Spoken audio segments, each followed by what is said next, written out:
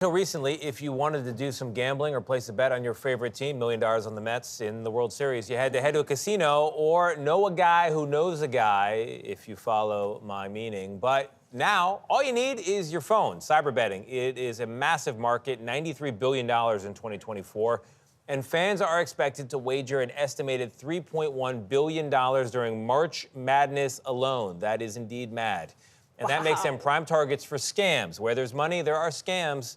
National consumer correspondent Ash-har Quraishi is here with some tips on how you can avoid getting ripped off. Ash-har, good morning. Good morning. Well, it's very easy to get fooled, but there are things to look out for. One of the biggest red flags, pop-up sites that haven't been around for long and don't have the track record of other companies. They'll show up one day, take your money, and disappear. Also, check that URL. Scammers are creating fake sites that look like the well-known ones, but the address up top gives it away. That's exactly what happened to the person you're about to meet in our story. When you think traditionally about gambling, this is kind of what you picture. Right. And this time of year, it gets a little bit more busy. That's right. Cybersecurity firm CEO Kevin Goschuk says while you take a risk betting at the casino, you're taking an even bigger gamble online. We're in March Madness, so it's peak season for scams. Is fake websites, fake apps being set up to lure you to go and put money into them, claim you're going to win big, and then, of course, it's a rug pull. There's no money to be gained. Online gaming platforms topped the list for suspected digital fraud in the U.S. in 2023, with TransUnion flagging nearly 11% of transactions. From 1 second to another, it all went south. After years of gaming online, Ricardo Rivera was hoping to cash in big to pay for his mother's cancer treatment. Instead, he says he became a fraud victim on a crypto gambling site called spinme.club. I basically hit the biggest jackpot that they have, and it was a $4 million.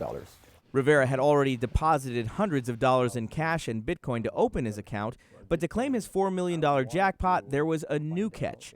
He was told to pay another $1,000 to cover taxes. At what point did you realize you had just gotten scammed? Right there.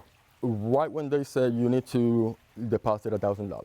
He says when he complained to customer service, the site blocked him and kept his money. Some people might say the idea of winning $4 million is so beyond expectations, you should have known better. But I've never seen it happen to me.